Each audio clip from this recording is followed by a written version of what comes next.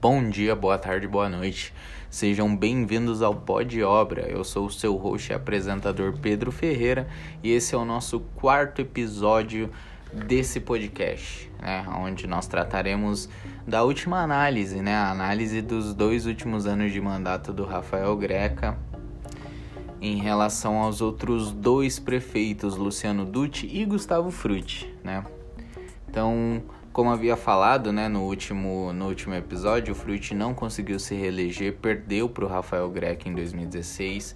O Frutti adotou uma estratégia diferente do Luciano Dutti, que havia investido bastante em obras, pelo menos as iniciadas pela Secretaria Municipal de Obras Públicas. Ele havia investido bastante no número de obras no ano eleitoral, em 2012. O Frutti se manteve numa média, em 2015 em 2015 ele teve 12 obras iniciadas pela secretaria, em 2016 foram 13 obras, Então o Frutti adotou uma estratégia diferente do Luciano Dutti, mas da mesma forma que o Luciano Dutti não se elegeu, o Frutti também não conseguiu.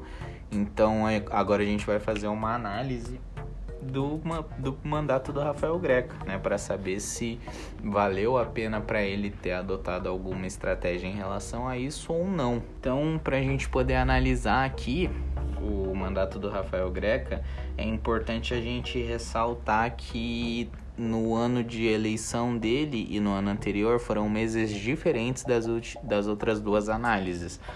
Como eu havia explicado, a gente pega aqui os últimos 4 meses antes da eleição, do ano de eleição, e do ano anterior, para poder fazer essa análise. Só que a eleição no último ano de mandato do Rafael Greca aconteceu num mês diferente do que aconteceu nas últimas 2 eleições, de 2016 e 2012.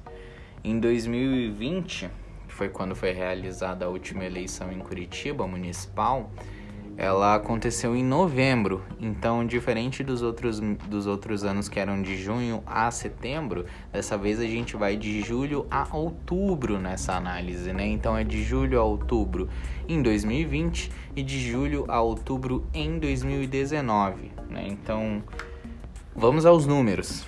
Em 2020, pelo menos registrado pela Secretaria Municipal de Obras Públicas, o Rafael Greca teve um número de...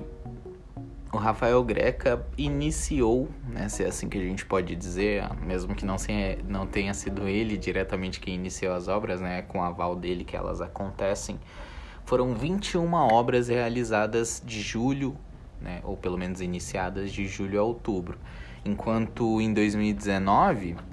foram apenas, se é assim que a gente pode dizer também, apenas 10, um aumento de pelo menos 210% de um ano, um aumento de 210% de um ano para o outro, Então a gente percebe aí que, diferente do Frutti, o Rafael Greca investiu, pelo menos em relação ao ano anterior, pesado aí na realização de obras estruturais na cidade de Curitiba, algo que, pelo menos para ele, diferente dos outros 2 prefeitos, rendeu frutos, O Greca conseguiu se reeleger em 2020, ele permanece à frente da prefeitura de Curitiba até hoje, hoje em 2023, que eu quero dizer, Então, para o Rafael Greca funcionou, mas aí são diversos fatores que fizeram que essa estratégia adotada por ele funcionou,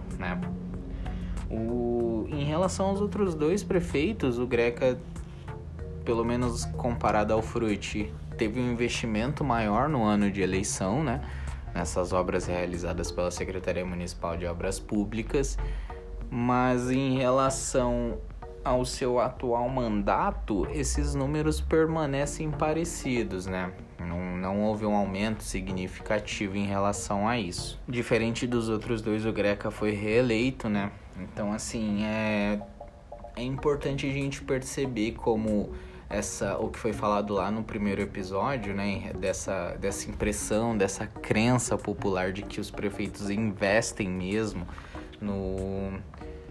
em obras no último ano de eleição, para que a sua popularidade aumente, ou pelo menos continue da mesma maneira que esteve no último ano, nos últimos meses ali em relação à eleição, ela existe.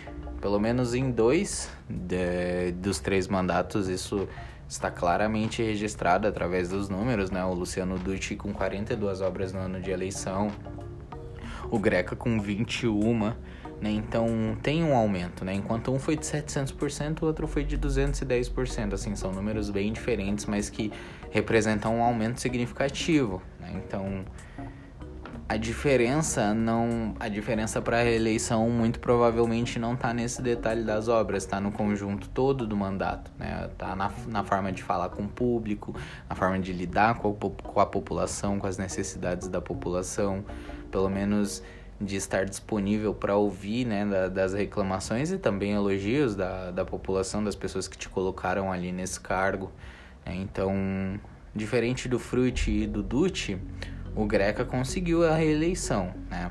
Ele permanece no cargo até agora, como já foi dito. Ano que vem tem eleição municipal novamente, nós não temos ainda um parâmetro, mas essa eleição do ano que vem vai ser interessante. Ela vai ser interessante porque muito provavelmente nós teremos Luciano Dutti novamente concorrendo ao cargo de prefeito de Curitiba, né? Então a gente vai ter aí um embate de 2 dos 3 candidatos, né, analisados aqui nesse projeto, né, para a gente saber como a gente vai ter uma resposta grande aí para saber como a população se sente em relação a esses 2, né? O Dutti não conseguiu a reeleição lá em 2012, o Greca agora tem a oportunidade de se reeleger. Não sei, bom, acho que pode, né? Preciso checar essa informação na realidade, porque eu não sei se pode ser prefeito 3 vezes seguidas, mas é muito provável que possa, não tenha nada impedindo isso. Então a gente vai ter aí um embate, ou então pelo menos saber se o Dutti consegue vencer a cadeira para prefeito pela primeira vez, né? Porque ele nunca venceu. Ele era vice do Beto Richa em 2010, né? Uma recapitulação aqui, né, das informações anteriores. Ele era vice do Beto Richa em 2010, o Beto Richa venceu para governador e aí, consequentemente, o Luciano Dutti assumiu a prefeitura de Curitiba de 2010 a 2012. Né? Mas a população não estava tão satisfeita com ele e decidiu por eleger o Gustavo Frutti. Gustavo Frutti venceu, mas também não conseguiu se reeleger. Veio o Greca, que com esses números aqui conseguiu a sua reeleição. Mas acho que o mais importante, né? Acho que assim, o mais importante é a gente poder analisar com calma os números, pelo menos assim.